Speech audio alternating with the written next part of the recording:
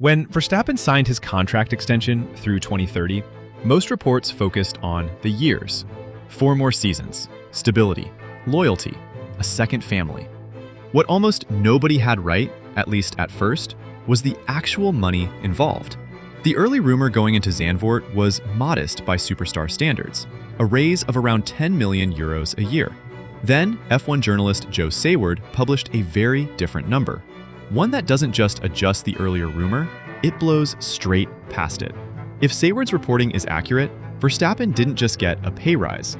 He became, by a significant margin, the highest paid driver on the entire grid, ahead of a 7-time world champion who's earned that title fair and square. By the end of this video, you'll understand exactly how big this number actually is, why the early rumors undersold it so badly, and what Verstappen's own team is now saying about whether this investment will actually translate into results on track. The rumor everyone believed first. Let's start with the number that was circulating before the ink was even dry. Ahead of the Dutch Grand Prix weekend, the going rumor was that Verstappen would earn about 10 million euros more than his existing salary. That existing salary was widely estimated at 60 million euros per year, meaning the new deal was expected to land somewhere around 70 million euros annually. Even at that lower estimate, the story being told was that this would already push Verstappen ahead of Lewis Hamilton at Ferrari, whose salary has been rumored at around 60 million euros per year himself. A modest raise, in other words, just enough to nudge past the sport's most decorated active driver. That was the version of the story most outlets ran with initially. It's a perfectly reasonable number on its own, and if it had turned out to be accurate, it still would have been a significant financial commitment from Red Bull. But it dramatically understated what was actually about to be reported just days later, once someone with real insight into the contract details got involved. That's exactly where Joe Sayward's reporting changes the entire shape of this story. Because the gap between the early rumor and what he's since laid out isn't small. It's not a correction. It's closer to a complete rewrite of what this deal is actually worth. The real numbers. According to Sayward, Verstappen's actual previous salary, the one he'd been earning under his 2022 contract, was $75 million per year, a little over 64 million euros. That contract itself was a 5-year extension signed at the start of 2022, originally structured to run from 2024 through the end of 2028. During that window, Verstappen won 2 more world championships, results that only strengthened his negotiating position heading into this new deal. Now for the new numbers. The new contract is reportedly worth a base salary of around $100 million, with bonuses potentially pushing that figure past $120 million. Converted, that's roughly 102 million euros per year at the higher end, once bonuses are factored in. Compare that to the original pre-Zandvoort rumor of 70 million euros, and you can see just how far off that early estimate actually was. This isn't a driver getting a modest bump to stay ahead of a rival. This is a driver whose earnings, at the top end, could be worth more than 60% more than what was being reported just days before the deal became official. That number reportedly puts Verstappen clearly at the top of the grid's pay scale. Hamilton, even at his own significant salary, would rank second.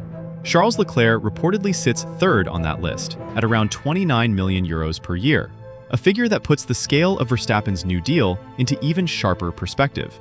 Verstappen isn't just ahead of Hamilton anymore. He's in an entirely different financial tier from almost everyone else on the current grid, Hamilton included. That's the real headline hiding behind all the talk of loyalty and second families. Red Bull didn't just convince Verstappen to stay. They paid a price that reportedly makes him the single best compensated driver in the sport's history at this exact moment. Verstappen won't confirm any of it. None of these figures have come directly from Verstappen or Red Bull, and when he was asked about it directly, he made it clear that wasn't about to change. During the press conference at Zandvoort, Verstappen was questioned specifically about the clauses and conditions built into his new contract. He declined to reveal any details, holding to what's been a consistent, long-standing position throughout his career of keeping the contents of his Red Bull agreements private, regardless of how much public curiosity surrounds them. That's worth noting because it means every number floating around right now, the original rumor, Sayward's reporting, all of it, is coming from outside sources rather than official confirmation. Reporters with strong access inside the paddock, like Sayward, tend to be taken seriously in these situations, but there's still a meaningful difference between a well-sourced report and an on-record confirmation from the people who actually signed the deal. Verstappen's silence here isn't unusual or suspicious on its own.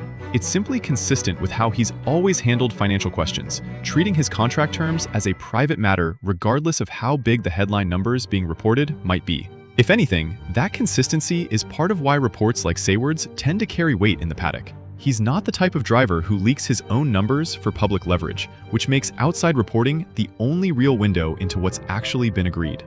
What Verstappen's camp is actually saying. While Verstappen himself stayed silent on the numbers, the people around him were considerably more willing to talk about what actually drove this decision. His father, Jos Verstappen, was direct about what needs to happen next, stressing that Red Bull now needs to rediscover its performance and get back to the level the team is expected to compete at. At the same time, he made clear that confidence in the long-term project was a real factor in the decision to commit through 2030, not just the financial terms themselves. Helmut Marko, Red Bull's former senior advisor, offered a similar read on the situation, suggesting Verstappen set clear conditions of his own before agreeing to extend his future with the team. That detail matters because it reframes this deal as something more than Red Bull simply offering a bigger check. By Marko's account, Verstappen wasn't just accepting an increased salary, he was negotiating specific expectations about where the team needs to go from here.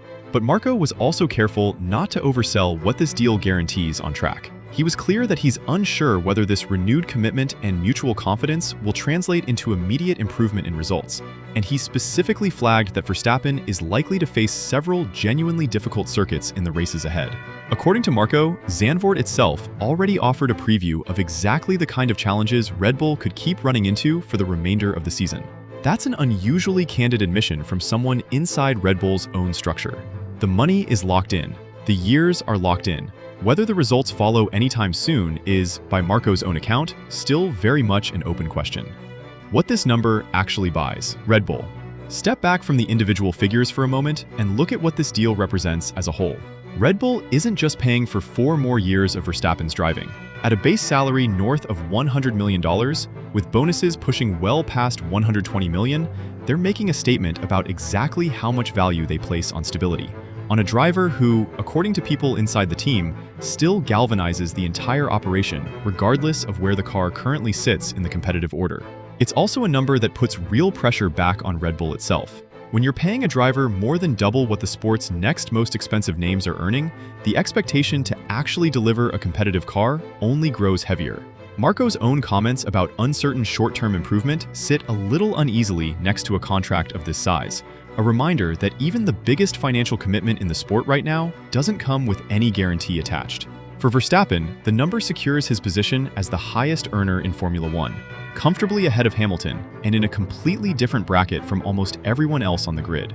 Whether that financial security translates into wins before the car catches up is a separate question entirely, one that even people inside Red Bull's own structure aren't ready to answer with any real confidence yet.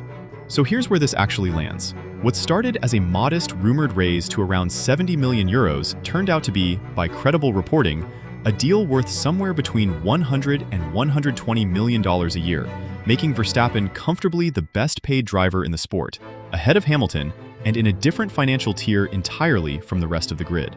Verstappen himself won't confirm a single figure, staying exactly as private about his contract as he's always been. But the people around him, his father and Marko, have both made clear this deal was about more than money. It came with real conditions attached, and even Red Bull's own former senior advisor isn't promising results will follow quickly. If you haven't seen our full breakdown of how this contract came together in the first place, the 18 months of speculation, the McLaren and Mercedes talks, and everything that led to this decision, that video is linked right here. And it's the perfect place to go next if you want the complete picture.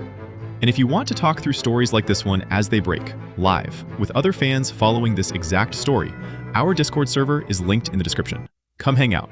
It's genuinely one of the best places to talk F1 right now. What do you think? Does this salary make sense given where Red Bull actually sits on track? Let us know in the comments.